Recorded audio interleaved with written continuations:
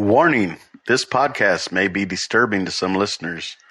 Due to the graphic nature, listener discretion is advised.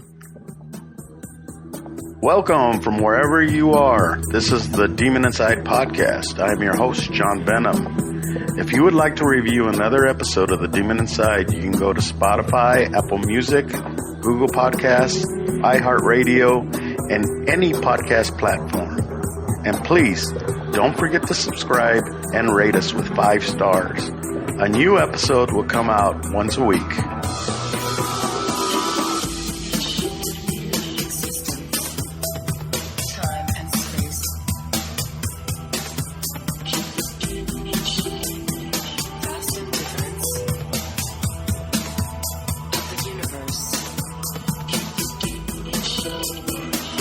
We will be right back after a word from our sponsors.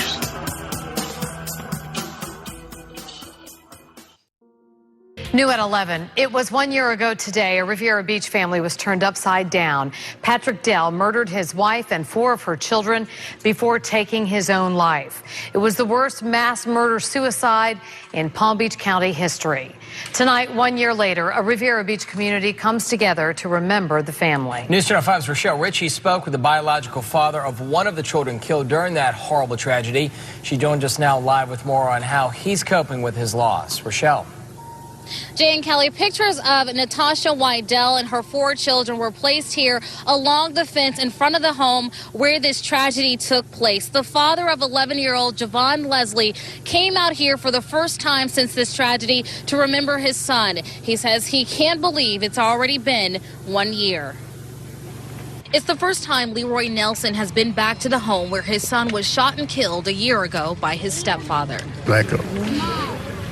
Hurricane just came and just swept everything away from me. I didn't know that I really wanted to do this or not because it's going to take a lot for me to just come back over here. 11-year-old Javon Nelson, also known as Juby, was shot and killed September 26, 2010 by his stepfather, Patrick Dell, who would kill himself after shooting and killing Nelson's mother, Natasha White Dell, his siblings Diane, Daniel, and Brian Barnett. 5 lives gone too soon. When you got on the street and you pulled up to the house, did it seem like you were just pulling up to that scene on that day? It was like I was coming to see my son,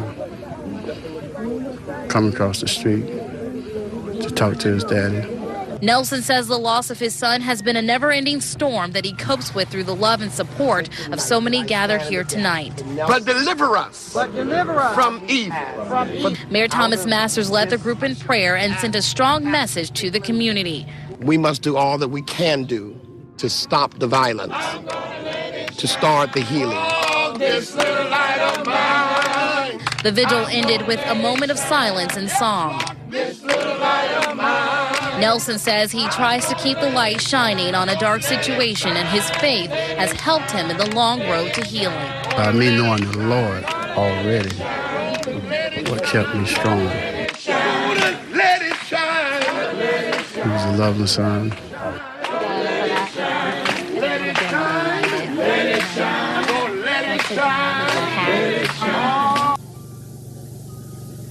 And back out here live, you can see some of the stuffed animals that were left here 1 year ago. They still remain in front of this house, which has remained empty since that tragedy 1 year ago. Now, we understand that Natasha White Dell had filed for divorce several times from her husband, Patrick Dell, but in each case, she dismissed those divorce papers. And we also understand that for a number of years, she was a victim of domestic violence. We're live tonight in Riviera Beach. Rochelle Ritchie, WPTV, News Channel 5.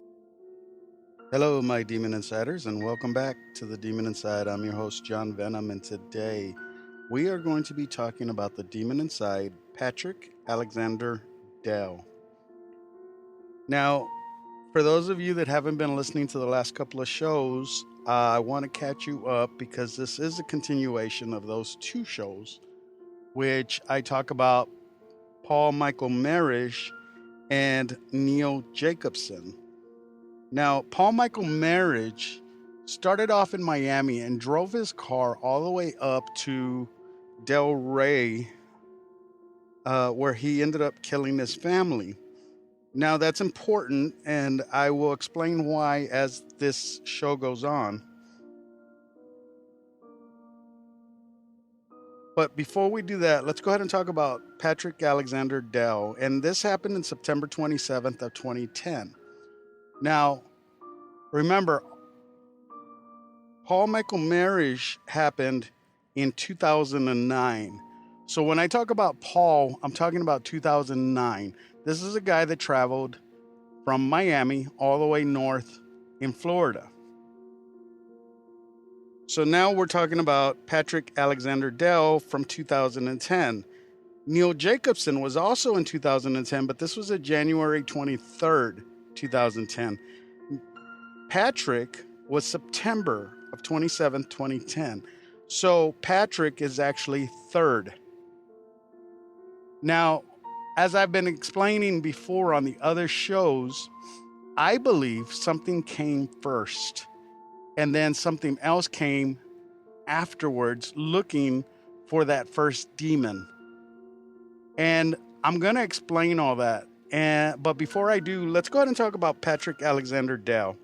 Now, Patrick was not a very law-abiding citizen by all means. He had serious charges against him for a long time. He had threatened his family for a very long time. He was even court-ordered to stay away from his family quite a bit of times. And I'm going to get into that, and I really don't have a lot on him, but I do have a lot on his background as far as his cases go. Patrick Dell, who was 41 years old at the time of this crime, had already shown his true colors to the police department. He had been arrested over 34 times from the house where he killed his wife and his stepkids. In the past 3 years, I'm going to give you a little bit of his history. He had attacked his wife 6 times with a knife. She had been treated at the hospital on multiple times with lacerations, also beatings. He would beat her in public or in private. She had been raped, and she had been verbally sliced and diced over and over again. He had brought her to the brink of suicide, and her children were her only saving grace. I believe that this guy, as evil as he was, didn't get possessed, didn't get infestated, didn't get any of this.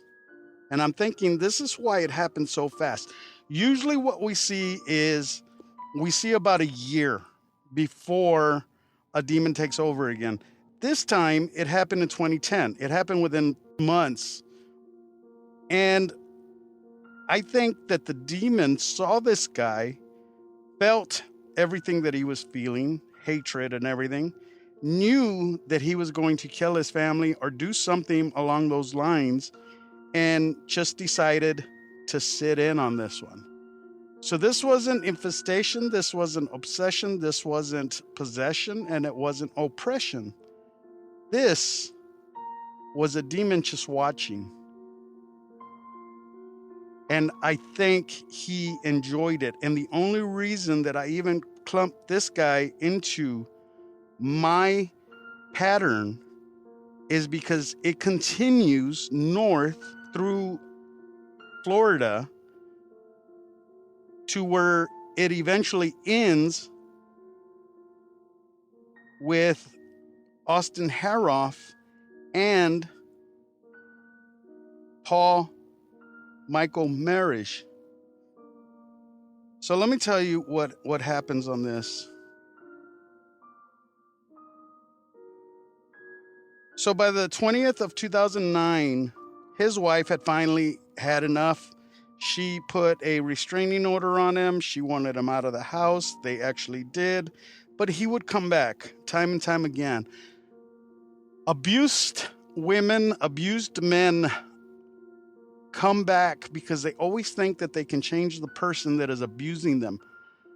They think that eventually they can help them, or maybe they're in love with them and they don't see the bad side. They just start thinking of excuses of why this person did it, and they blame themselves.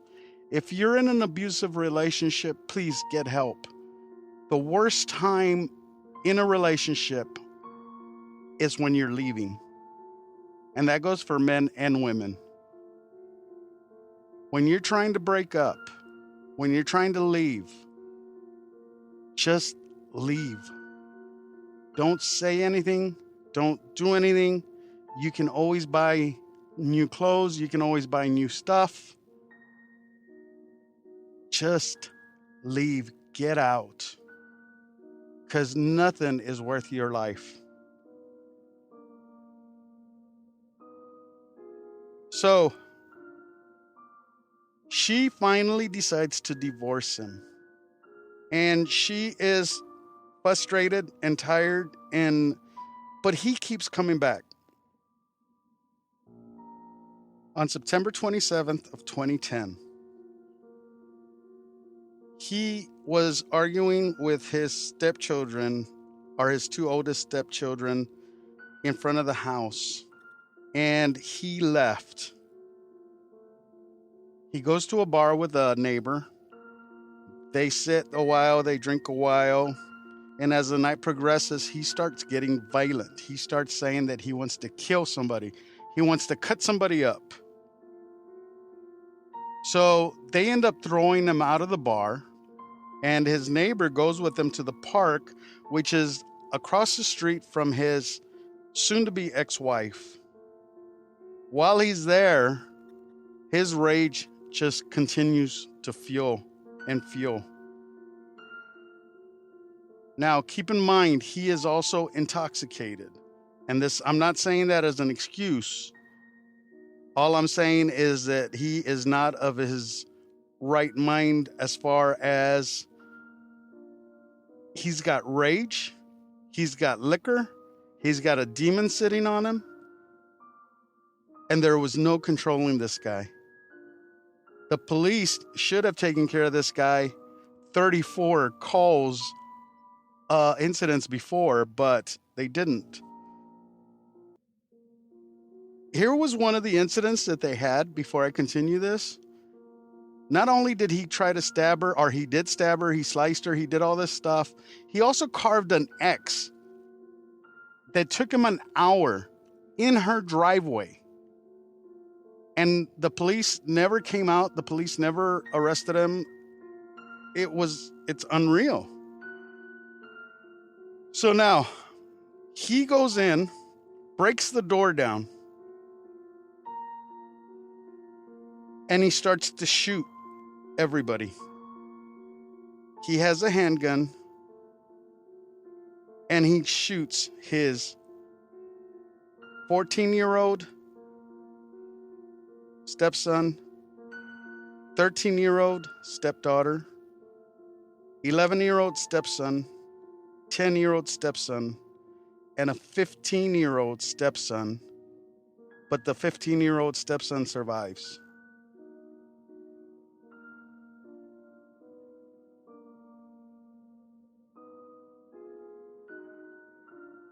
Now, according to his friends, or according to the neighbor that he was talking to at the park, she says that he always felt like they were after him, like there was somebody going after him, or he felt paranoid. And this is no excuse for what he did, because this guy was a very obsessive, possessive person. He even put cameras in the house to keep track of his wife. She was trying to get away from him, and he decided it was them that was going to pay for it. After he goes in and shoots the family up, the police are actually down the road because they got called.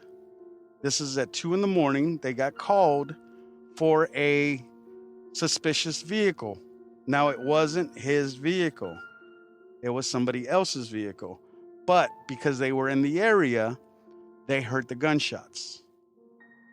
They drove around. They finally found Patrick, who stepped out of the house in his underwear and nothing else on, with a handgun and blood over him. And when the police saw him and they started getting out of the car, Patrick put the gun in his mouth and shot himself. He died on the front lawn.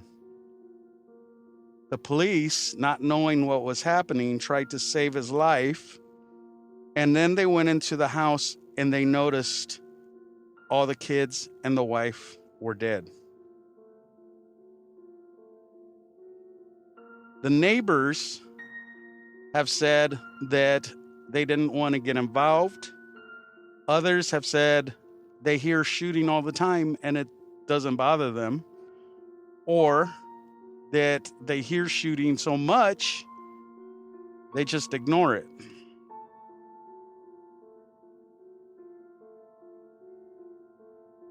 This woman and her kids paid the ultimate price for this guy to be enraged and to keep them from living their lives.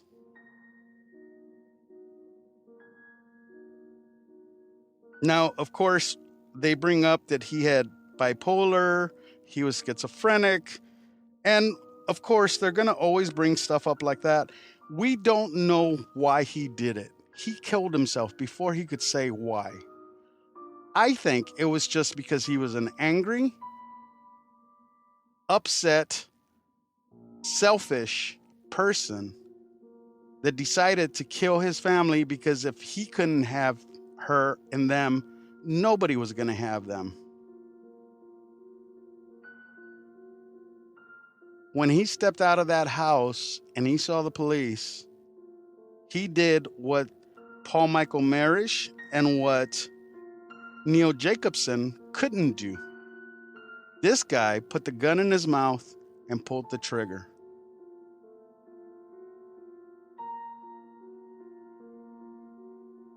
As I said before, this one was a little bit different. Now, here is where I bring you into my pattern.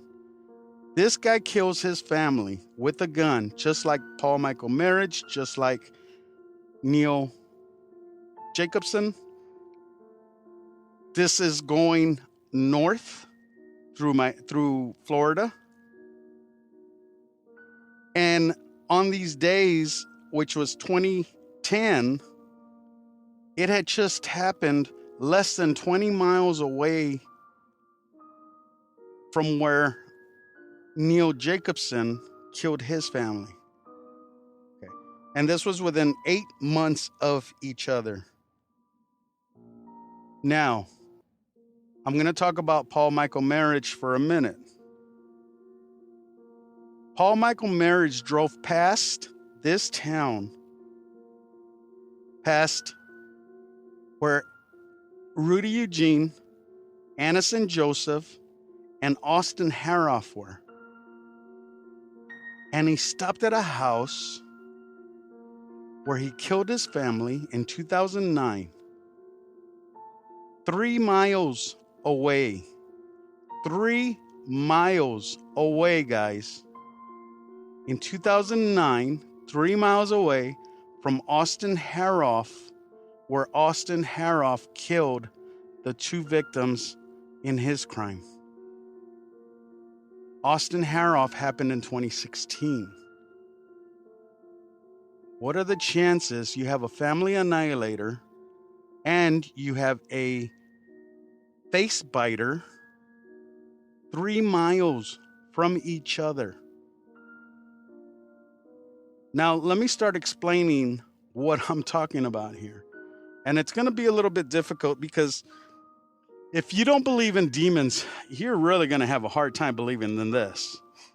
I try to keep everything true to crime, but with me trying to get this back into my pattern, we're going to have to go in the supernatural direction. And I apologize for those of you that are true crime guys and you don't really like the supernatural stuff. But I believe that when Paul Michael Marish left his house in Miami, he was infested with a demon.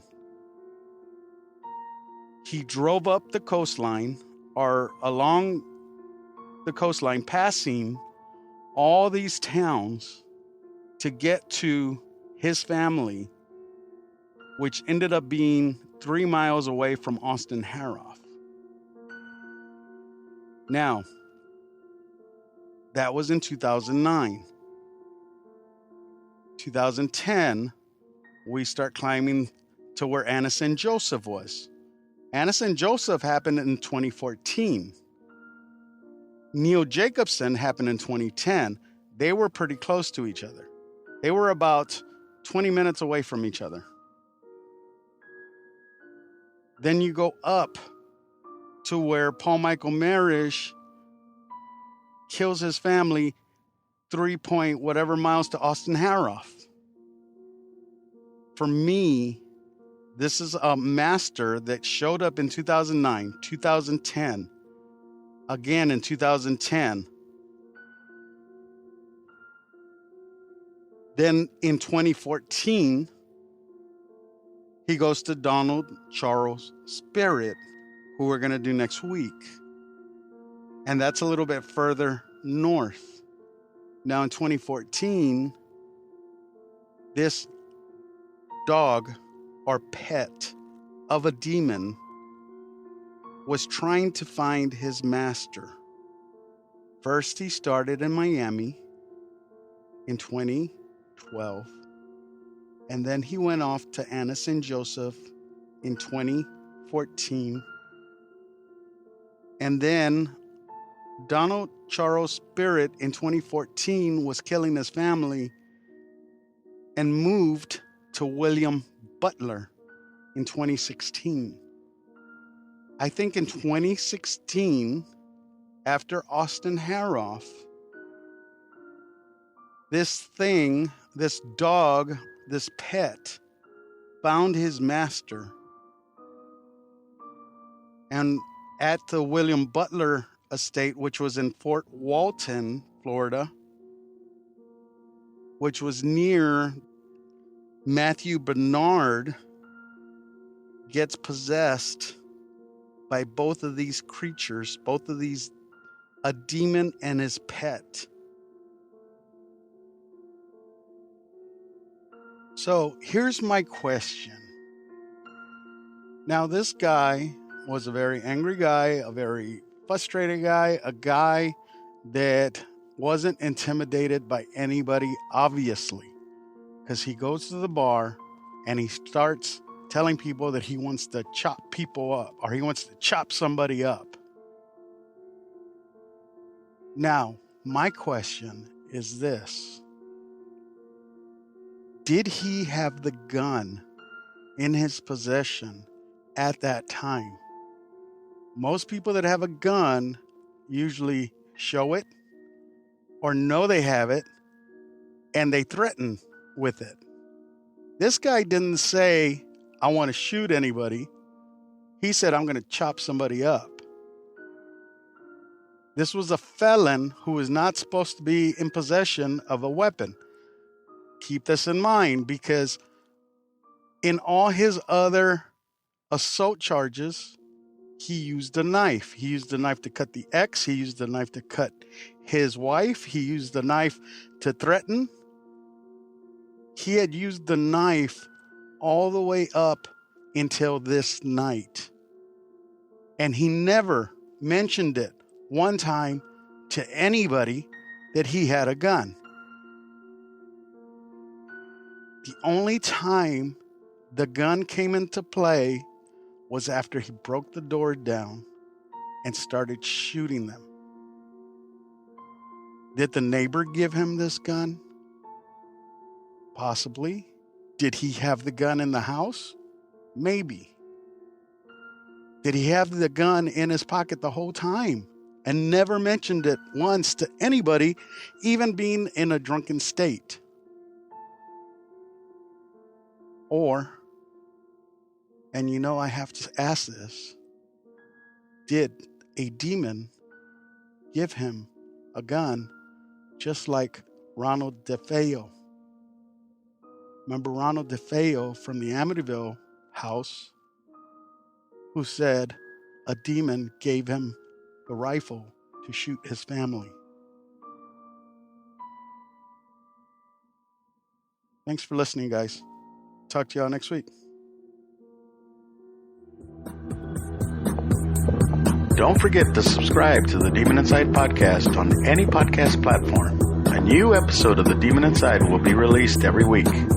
Let us know what you think of the episode on all our social media platforms. If you have any questions or comments, go to the Demon Inside podcast at gmail.com or click on the link down below. We would love to hear from you. And to become a Demon Insider, go to our website, thedemoninsidepodcast.com. We thank you for listening and hope you will join us next week for a new Demon Inside podcast. If you enjoyed this episode, please tell your friends. I am John Venom, and I'll see you next time, if I don't get possessed. The Demon Inside was written and created by James Porter. It is a production of Venomous Entertainment. Background music is by Lucas King. And the title song, Demon Inside, was produced by Rice Pulver, composer lyricist Peter Shelley, and performed by Conjure One.